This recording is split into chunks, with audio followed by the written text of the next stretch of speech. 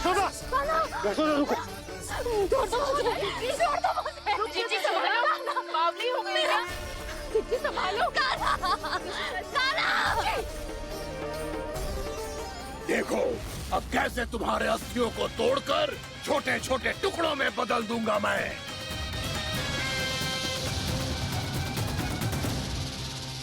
अगर जी आप जाओगी तो आप भी फंस जाओगी। अपने लल्ला के लिए मैं किसी भी संकट का सामना करने के लिए तैयार हूँ। छोड़ो ना यशोदा, हमें कोई और उपाय खोजना पड़ेगा। हाँ, कोई और उपाय? आप देख ना रही मेरा कान्हा किसका सामने है? कान्हा मैया के वश में नहीं है, नहीं तो ये अपने लल्ला के लिए साक्षात काल का भी सामना कर ले। ये तो केवल कालिया नाग है। हे नागराज, आप मेरे प्राण ले लो पर कान्हा को छोड़ दो। ना नागराज, आप मेरे प्राण ले लो, मैं विरोध भी ना करूंगी। ना नागराज, आप मुझे मार दो पर मेरे कान्हा को छोड़ दो। ना ना ना ना नागराज, मेरे प्राण ले लो, हमारे कान्हा से क्या शत्रुता है आपकी? प्रभु के लिए जो प्रेम यशोदा मैया के हृदय में है, वही इन सभी गोपियों के हृदय में भी है।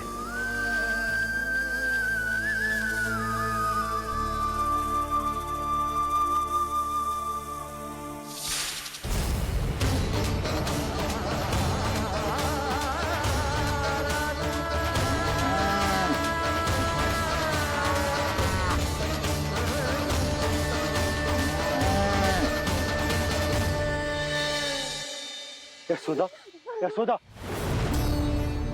देखो इन गोपियों को, इन गैयाओं को, इन सब के मन में भी तुम्हारी भांति ही ममता भरी हुई। वो सब भी कान्हा से उतना ही प्रेम और स्नेह करती हैं, उतनी ही ममता से भरी हुई हैं जितनी कि तुम। तो तुम ही सोचो, जिसके साथ इतनी ममता और इतना स्नेह, इतना प्रेम, उसका कोई क्या कर सकता है? उस कालिया नाग का वेश इस सब आशीर्वादों के सामने कछु न है। कछु करो जी, उसे बोलो वो मेरे प्राण ले दे, मेरे कान्हा को छोड़ दे। यशोदा,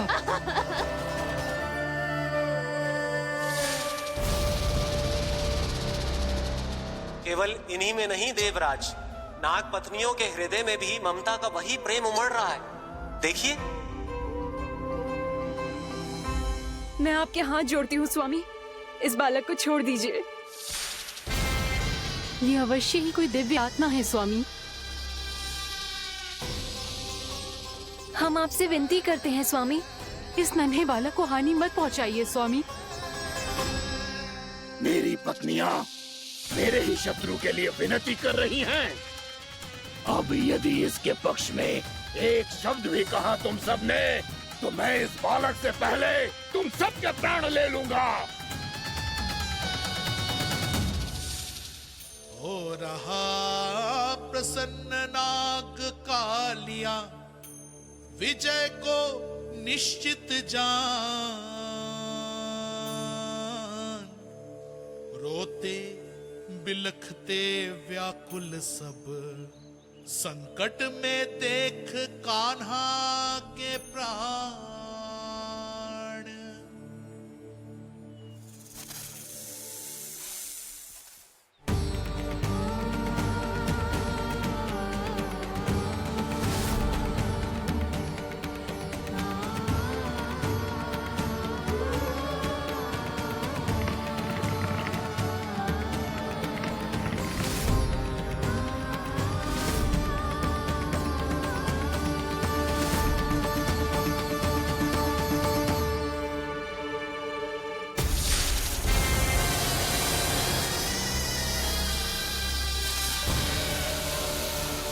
कुछ करो जी, मेरे लल्ला को बचा लो, कोई तो कुछ करो। जीजी, संभालो यशोदा। यशोदा, यशोदा तुम शांत हो जाओ, मैं कान्हा को वापस लेकर आऊंगा। मैं रक्षा करूंगा उसकी। ना नंदराज, नंदराज नहीं। कम से कम आप तो समझो नंदराज, कालिया के पास आप जाओगे तो आप भी फंस जाओगे।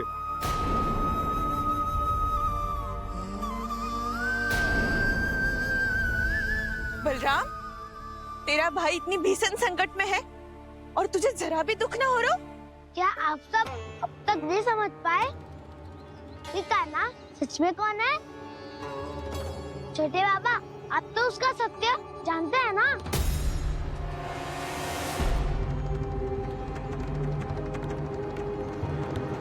मानता हूँ कि आप सब कान्हा के रहस्य के बारे में नहीं जानते, पर क्या उसके जन्म से आज तक घटी एक से बढ़कर एक विचित्र घटनाओं को भी भूल गए हैं आप सब? भूल गए हैं कि कैसी पूतना जैसी राक्षसी उसका कुछ बिगाड़ नहीं पाई, कैसे तरनावती जैसा भयानक राक्षस उसे एक खरोच भी नहीं दे पाया था।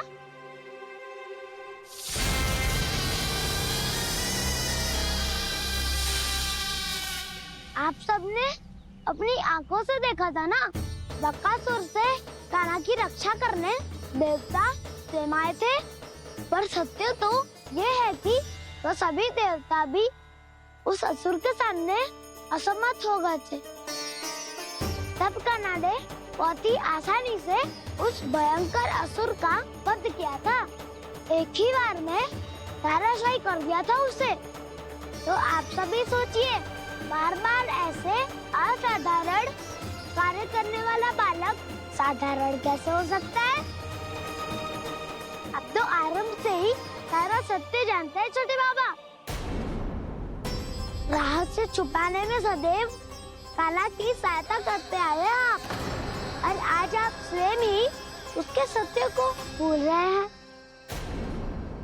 और तुम सब भी तो जानते हो कान्हा की शक्तियों के बारे में, तो क्या तनिक भी विश्वास ना है अपने सखा पे? बलराम, जे तू क्या कह रहा है? मैंने जो कहा उसका एक एक शब्द सत्य है छोटी माँ।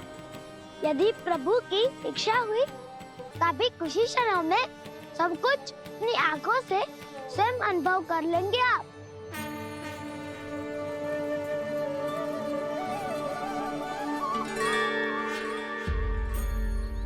शांताकारं भुजगशयनं पद्मनाभं सुरेशं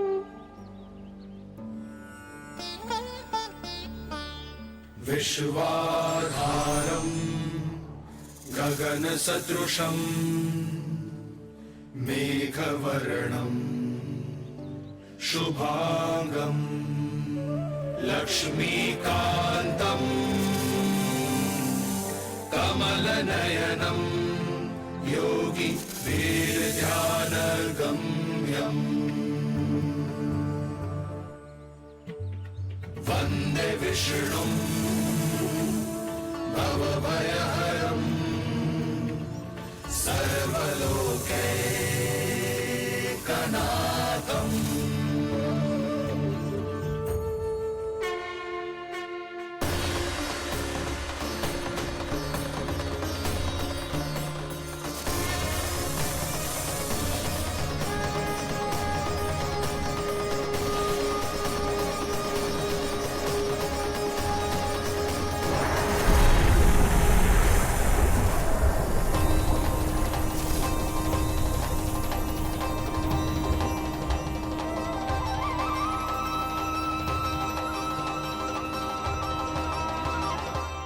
तुझे क्या लगता है बालक कि तू मेरी जकड़ से निकल गया तो अब बच जाएगा तू?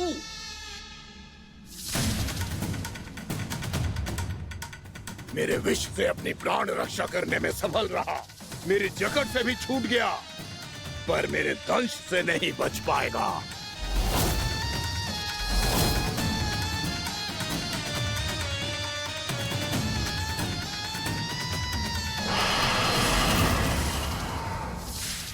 अब भय से भाग रहा है, पर मैं तुझे मृत्यु देकर रहूंगा।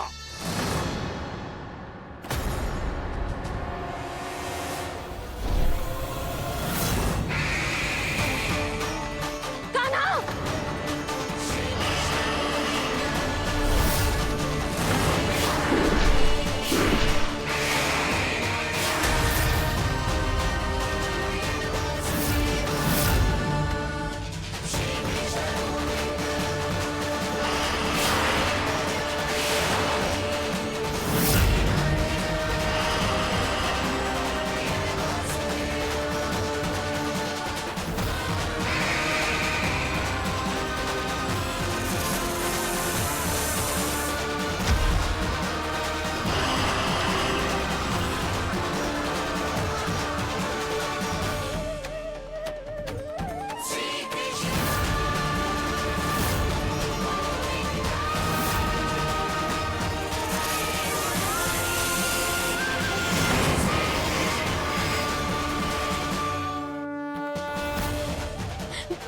नन्हा सा कान्हा कितनी देर भाग पाएगा?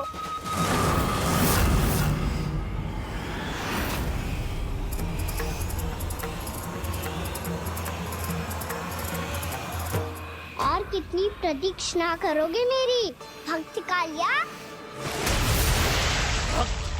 भक्त नहीं, काल हूँ मैं तेरा। जब अहंकार का मुकुट बुद्धि को ढक लेता है तो भक्त अपने भगवान को भी नहीं पहचान पाता। व्यर्थ की पहेली में मत उलझा बालक। ना मैं भक्त हूँ और ना तू भगवान।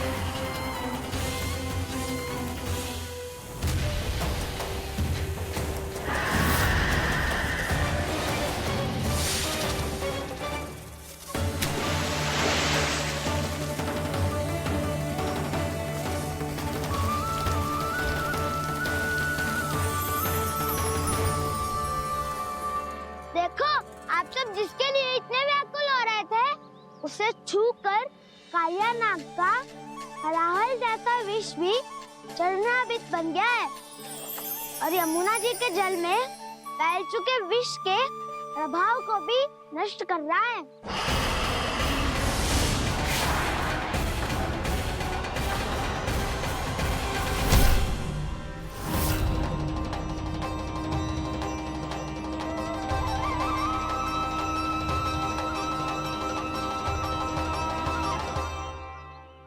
धर्म रक्षक अधर्म विनाशक प्रभु श्री कृष्ण का कौशल सचमुच अद्वितीय है। नारायण नारायण।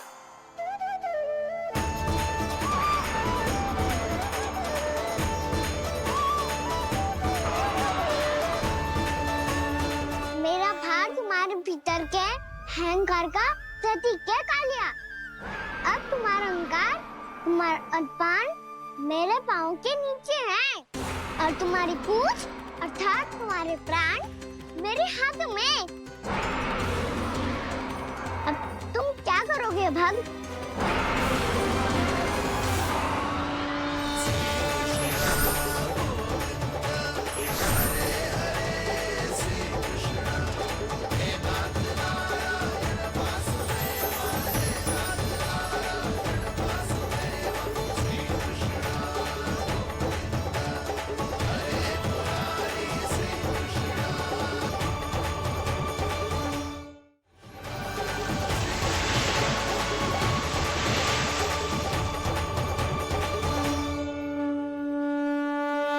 प्रभु, भले ये आपको पहचानने में असमर्थ हो, पर हम सब ने आपको पहचान लिया है।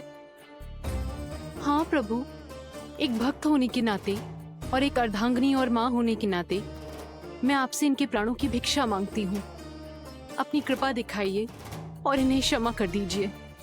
आपके लिए मित्र और शत्रु में कोई अंतर नहीं प्रभु, उसी तरह आपकी कृपा और दंड में भी कोई अंतर नहीं।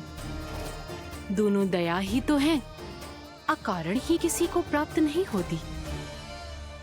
हमें विश्वास है कि हमारे पति को मिला ये दंड कोई अभिशाप नहीं है, आपका वरदान है। ये सत्य है प्रभु कि इनसे बहुत से पाप हुए हैं। इनके विष से बहुत सारे जीव जंतु को हानि पहुंची है, पर अब आपके चरण इनके शीश पर पड़ गए हैं। ऐसी कृपा तो बड़े बड़े महान महात्माओं को भी दुर्लभ है, और इन्हें प्राप्त हुआ तो अवश्य ही ये किसी महान पुण्य का ही फल है। हे प्रभु, उन्हीं पुण्य कर्मों की शक्ति का आह्वान कर मैं आपसे विनती करती हूँ, इन्हें प्राण दान दीजिए। मैं अपने इस भक्त को क्षमा अवश्य करूंगा देवियों, यदि ये अपने अहंकार को त्याग कर मुझे पहचान ले तो।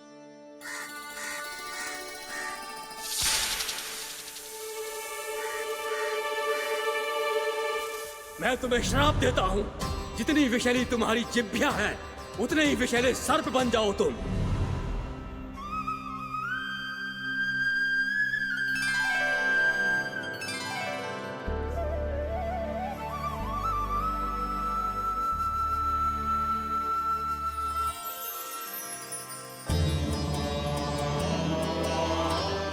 नारायण, मुझे क्षमा कीजिए नारायण। मैं तो आपका परम भक्त था, किंतु मैं आपको पहचान नहीं सका। इसका दंड तो मुझे मिलना ही था, किंतु मैं अब प्रायश्चित करना चाहता हूं। इसके लिए यदि आप मेरे प्राण भी ले लेंगे तो भी मुझे कोई दुख नहीं होगा। मैं अपना जीवन, मृत्यु और अपना अस्तित्व सब कुछ आपको समर्पित करता हूं। तुम्हें तुम्हारी क्रोध के कारण श्राप मिला, जिसे विशाल सर्प के रूप में तुम्हारा जन्म हुआ, और सर्प का तो स्वभाव है विष फैलाना, इसीलिए तुम्हें दंड नहीं दूंगा मैं। सिर्फ सभी अपराधों का पश्चाताप कर लिया, इसीलिए मैं तुम्हें क्षमा करता हूँ कालिया।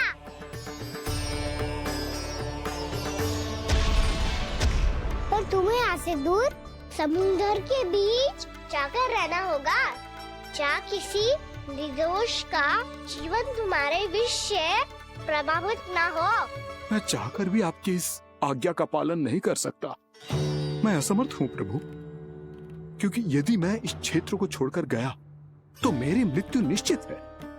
आपसे क्या छुपा है प्रभु? आप तो जानते हैं कि सर्प जाति और आपके वाहन गरुड़ के बीच अनंत शत्रुता चल रही है, जिसका प्रारंभ नागों के द्वीप नागालय से हुआ था। उस द्वीप पर छोटे जीवों को निगल जाने के लिए सर्प थे, और गरुड़ को सर्पों का स्वाद बहुत प्रिय था, इसलिए वो बार बार नागद्वीप जाने लगा था। पर इस कारण पूरी सर्प जाति उससे आतंकित हो गई थी। इसलिए जब भी गरुड़ वहाँ पहुँचता तो सभी सर्प छिपने लगते। जब गरुड़ को इसका आभास हुआ तो उसे बड़ा क्रोध आया, और वो उत्तेजना में भरकर सर्पों का शिकार करने लगा। भूख ना होने पर भी उन्हें मारने लगा। अब सर्पों के प्राण हरना उसके लिए खेल बन गया था। इस भीषण समस्या का समाधान ढूंढने के लिए पूरी सर्प जाति महान सर्प वासुकी के सामने इकट्ठी हुई। हे महान वासुकी, हमारी सहायता कीजिए। नागद्वीप पर गरुड़ ने आतंक मचा दिया है। पहले तो वो हमें अपना भोजन बनाता था, लेकिन अब हम उसके खेल का साधन बन चुके हैं। भूख हो या ना हो, जब तब आकर वो हमारे प्राण हर लेता है। अनुचित हिंसा के इस प्रथा का आरंभ सर्पों ने ही किया है। पहले आप सबने पूरे द्वीप पर अधिकार कर लिया, फिर आहार के साथ साथ आनंद के लिए भी आप सभी ने निर्दोष जीवों की हत्या की। और जब सृष्टि का संतुलन बनाए रखने के लिए गरुड़ आपको अपना आहार बनाने आया, तो आप सब अपने प्राणों की रक्षा के लिए छिपने लगे। तो फिर गरुड़ का उत्तेजित होना तो स्वाभाविक ही था। नागनाथ, जो हमने अन्य जीवों के साथ किया वही अब हमारे साथ हो रहा है, परंतु ये भी तो सृष्टि के संतुलन के विरुद्ध ही है ना? अवश्य है, इसलिए मैं गरुड़ से चर्चा करूंगा। धन्यवाद प्रभु।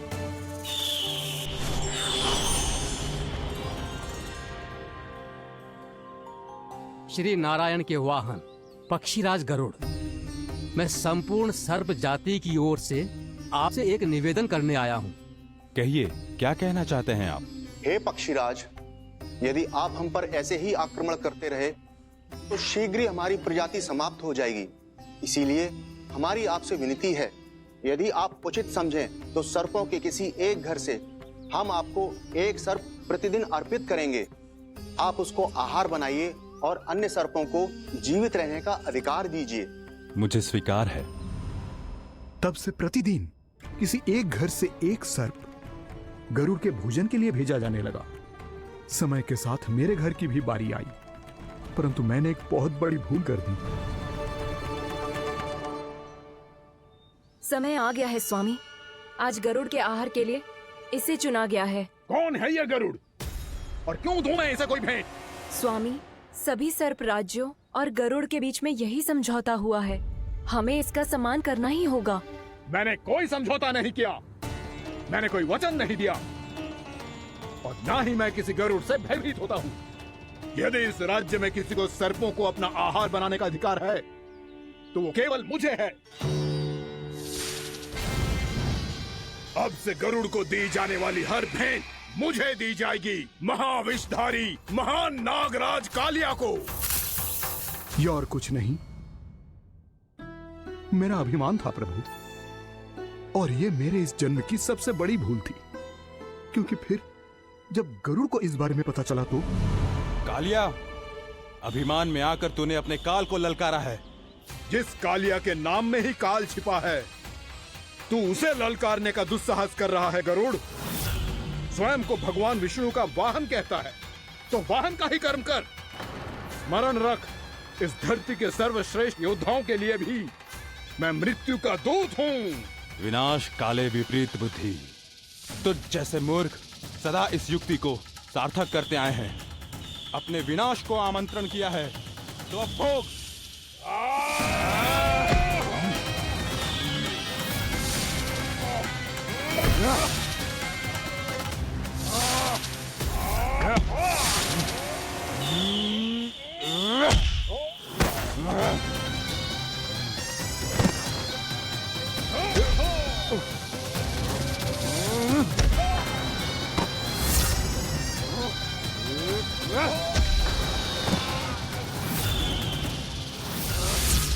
जिसने मेरा भोजन चुराने की धृष्टता की है वो इसी योग्य है। तू मुझे जानता नहीं है गरुड़, मैं महाविषधारी नाग कालिया हूँ। तेरा इतना दुस्साहस कि तूने मुझ पर चरण से प्रहार किया। वाह!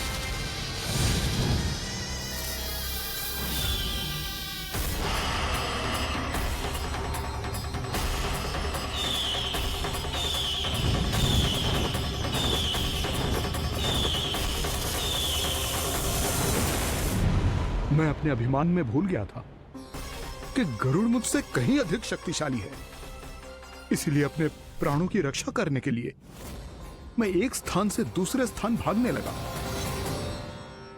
नदियां, पर्वत, यहां तक कि मैंने सागर भी लांघ डाला, पर मैं जहां भी जाता गरुड़ के रूप में मेरा काल वहीं आ जाता। इसीलिए मृत्यु की आशंका से भयभीत होकर मैं अपने बड़े भाई मां कद्रू के प्रथम पुत्र अनंत शेषनाग से राय लेने चला गया।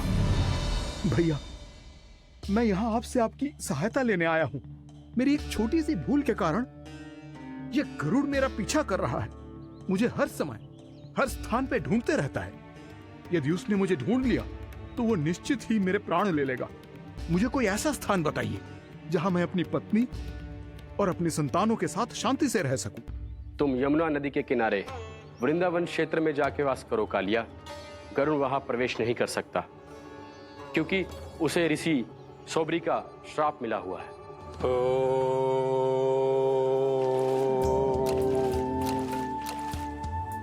ध्यान और तपस्या का नित्य कर्म करते हुए ऋषि के मन में मछलियों के प्रति प्रेम भाव इतना बढ़ गया कि वो भूल गए सभी जीव खाद्य श्रृंखला का भाग होते हैं और मछलियां भी इस नियम की अपवाद नहीं है।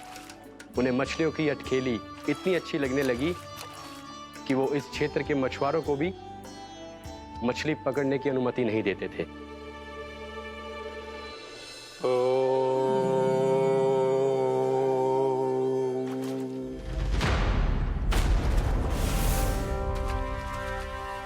उस दिन वो उस पक्षी को नहीं रोक पाए, पर तब से सावधान रहने लगे। यहां तक कि अपने साधना से भी अधिक ध्यान वो पक्षियों पर केंद्रित करने लगे। ठहरो! इसी क्षण अपनी चोंच में पकड़ी इस मछली को छोड़ दो। तुम्हें इन मछलियों का आहार नहीं करना चाहिए पक्षीराज। ये तो खाद्य श्रृंखला का नियम है ऋषिवर। यदि मैं इनका आहार नहीं करूंगा तो कोई और पक्षी कर लेगा। मैं अपने आनंद या प्रतिशोध के लिए इनके प्राण नहीं ले रहा। ये तो बस मेरा भोजन है। पर यह मेरा तपस्या स्थल है। तुम यहाँ शिकार करके मेरी साधना में विघ्न नहीं डाल सकते पक्षीराज। यदि आपकी यही इच्छा है तो मैं आज के बाद यहाँ नहीं आऊंगा।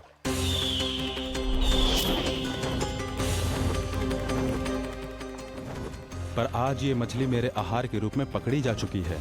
मैं वचन देता हूँ ऋषिवर, इस स्थान पर यह मेरा अंतिम शिकार होगा।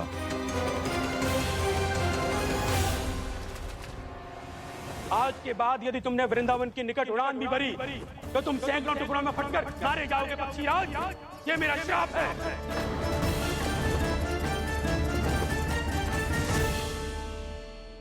और इसीलिए भैया शेषनाग के सुझाव के अनुसार मैं यहां आ गया।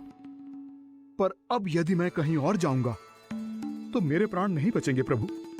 निश्चिंत रहो कालिया, अब से गरुड़ तुम्हें कोई हानि नहीं पहुंचाएगा। अब तुम्हारे फनों पर मेरी पक्षिंग बन गए कालिया, इसीलिए अब से तुम्हें गरुड़ से कोई भय नहीं होगा। निश्चिंत होकर अपने परिवार के साथ गहरे समुद्र में चले जाओ और सुख से शांति से निवास करो। पर ध्यान रहे निर्दोष जीवों को हानि ना पहुंचे। आपने मुझे जीवन दान दे दिया प्रभु, इस उपकार से मैं कृतज्ञ हूँ प्रभु। आदेश दीजिए, मैं आपकी सेवा कैसे करूं? तुम्हारे जल क्षेत्र से 1 कोटि कमल पुष्पों को लेने की अनुमति दे दो कालिया। यह मेरी सेवा होगी। प्रभु, ये तो मेरा सौभाग्य होगा।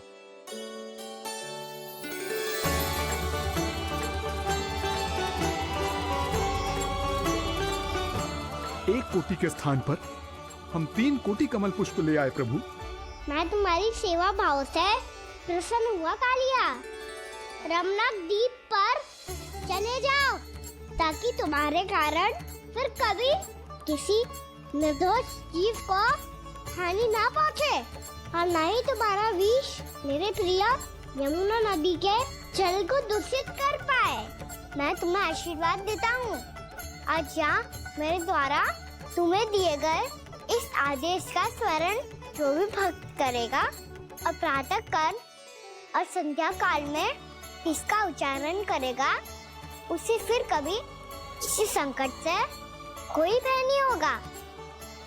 ये स्थान अब से काला कुंड के नाम से जाना जाएगा। यहाँ पर स्नान करने वाला और देवताओं को इस क्षेत्र से जल का अधर देकर प्रसन्न करने वाला भक्त यदि मेरा स्मरण करके पास रखेगा तो वो अपने सभी पापों से शीघ्र ही मुक्त हो जाएगा।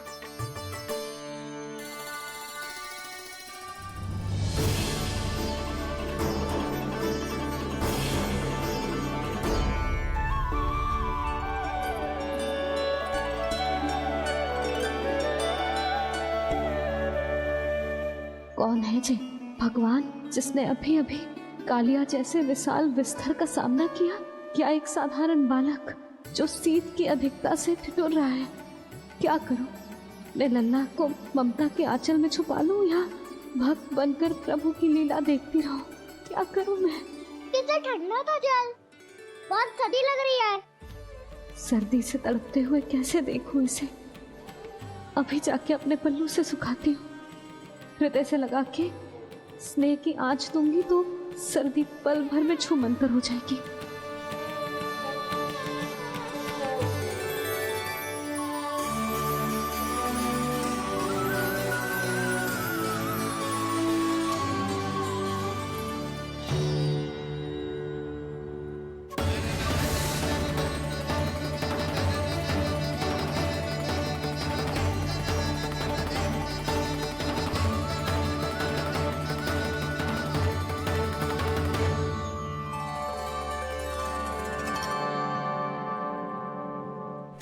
मेरी आवश्यकता ना है इसे। ये तो सच्ची में भगवान ही है, जिसकी ठंड दूर करने के लिए स्वयं द्वादश आदित्य प्रकट हो गए हैं।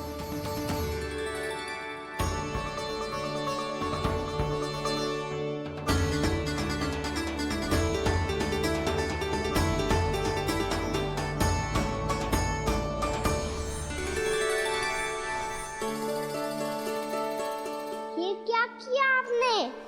मैया मुझे अपने हृदय से लगाने वाली थी कि आप सब प्रकट हो गए। क्षमा कीजिए प्रभु, पर आपको भीगा हुआ देखकर, ठंड से ठिठुरता हुआ देखकर हमसे रहा नहीं गया। हम अपने वश में नहीं थे प्रभु। भक्ति से भावुक होकर हम प्रकट होने पर विवश हो गए थे। हमारी किरणें जैसे स्वयं ही फूट पड़ी और दौड़ पड़ी आपको सुखाने के लिए। मैं आपका प्रेम, आपकी भक्ति समझता हूं आदित्यगण, और इसीलिए इस समय मैं जहां खड़ा हूं, इस स्थान को द्वादश आदित्य टीला के नाम से जाना जाएगा। द्वादश आदित्य टीला के नाम से जाना जाएगा। हम धन्य हो गए प्रभु। अरे कहाँ जा रहा है? जो गड़बड़ किया है उसे सुधारिए तो सही।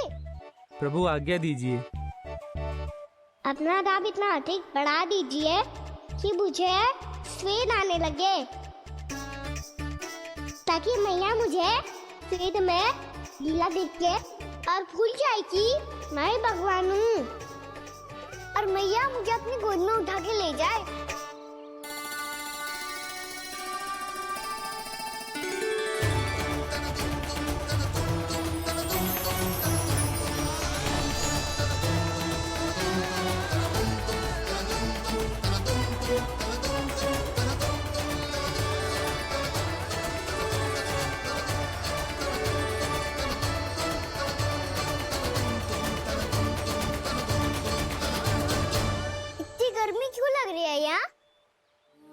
श्वेत की एक बूंद भी आती थी तो मैं अपना आंचल लेकर पहुंच जाती थी इसके पास।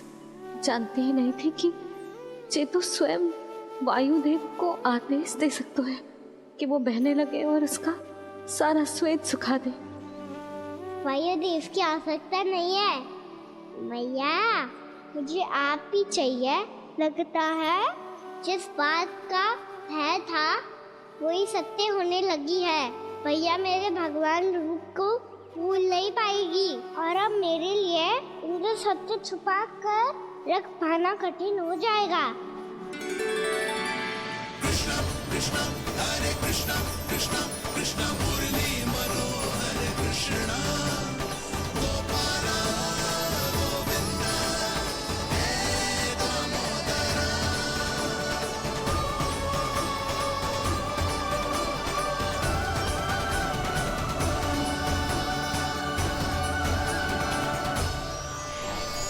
प्रभु, आपके श्वेत से बने इस प्रसंगदान सरोवर का प्रणाम स्वीकार कीजिए।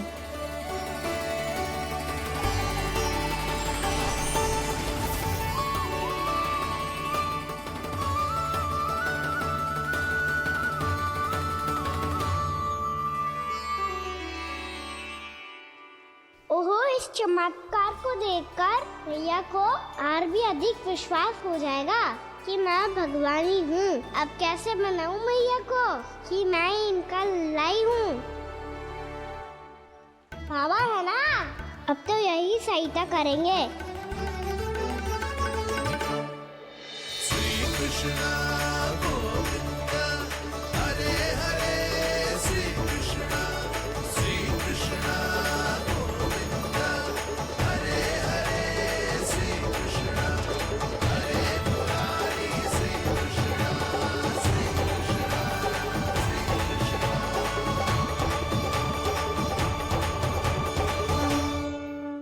बाबा एक कोटि ना, मैंने तो 3 कोटि कमल पुष्पों का प्रबंध कर दिया है और चिंता करने की आवश्यकता ना है। 1 कोटि कमल के स्थान पर 3 कोटि कमल पुष्प मिल गए हैं। हाँ कान्हा, मैं उचित संदेश के साथ ये सारे पुष्प उस कंस के पास भिजवाता हूँ। महाप्रक्रमी कान्हा की जय। वृंदावन रक्षक कान्हा की जय। महाप्रक्रमी कान्हा की जय। भानु जी नंदराज। बाकी गांव वालों को लेकर ये सारे पुष्प इकट्ठा करो और कंस के दरबार में पहुंचाओ। जी।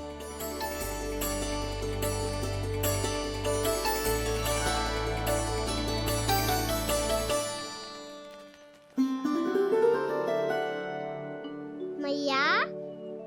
कौन हो तुम? मुझे पता था मैया, जब आपको सत्य पता चलेगा तो आप मुझे मैया की तरह स्नेह ना कर पाओगी, इसीलिए आज तक सत्य छुपाता आया हूँ, ताकि आपकी ममता, आपका प्रेम अनुभव करने का अवसर मिलता हुआ मुझे। और फिर आज को बताया था ना, जो रहस्य तुमने बरसों तक छिपाया था, उसका भेद खुलने में तुम्हारा ही योगदान है। मुझे कालिया के शीश पर अपने पद चिन्ह रखकर उसे मुक्त कराना था दाऊ, वचन दिया था मैंने उसे। इसके अतिरिक्त निर्दोष पशु पक्षियों के जीवन को कालिया के विष से ही बचाना था मुझे। इसमें कंस को तो सम्मिलित करना ही था, ताकि जब मैं कालिया का सामना कर रहा हूँ तो वो किसी और असुर को समस्या बनाकर वृंदावन ना भेज दे। पर इस सबसे बड़ा एक कारण और था दाऊ, मैं चाहता था कि मैया को सत्य पता चल जाए। पर क्यों कहा ना? क्योंकि मुझे लगने लगा था कि मैया से ये रहस्य छुपाकर इनके साथ धोखा कर रहा हूँ। अपराध बोध से दबा जा रहा था मैं।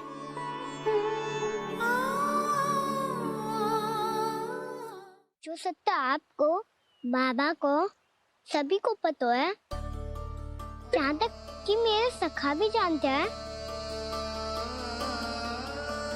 वो सत्य मैंने मैया से छिपाया केवल इसी लोक में कि मुझे इनकी ममता प्राप्त होती रहे।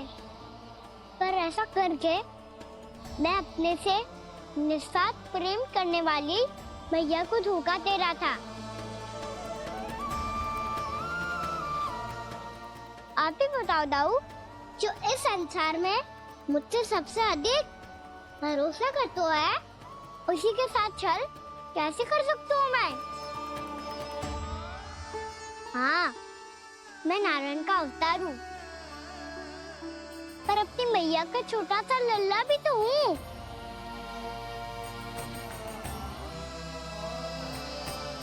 इसीलिए तो यमुना जी में छलांग लगाने का एक कारण इस गेंद को लेने जाना भी था। ने स्नेह से बनाई थी मैया ने गेंद, इसे अपने से दूर कैसे होने देता मैं? आपको आभास भी ना है मैया कि आप मेरे लिए कितने महत्वपूर्ण हो। ये सत्य है कि सभी देवता, प्रकृति, भक्त, ये सब है मेरा ध्यान रखने के लिए, मेरी सेवा करने के लिए। पर क्या इनमें से कोई भी मेरी मैया का स्थान ले सकता है? और आप भी तो यही चाहती थी कि मैं आपका लल्ला बन के आऊं, कि मैं आपका लल्ला बन के आऊं, कि मैं आपका लल्ला बन के आऊं। आज जैसे आपने मुझे अपनी गोद में लिटा रखा है, क्या कुछ ऐसा नहीं हो सकता कि शीघ्र ही मुझे आपको अपनी गोद में खिलाने का अवसर मिल जाए? मैया, नारायण का अवतार होना क्या इतनी बड़ी समस्या है कि आप हृदय से भी राह लगा सकते? मैया,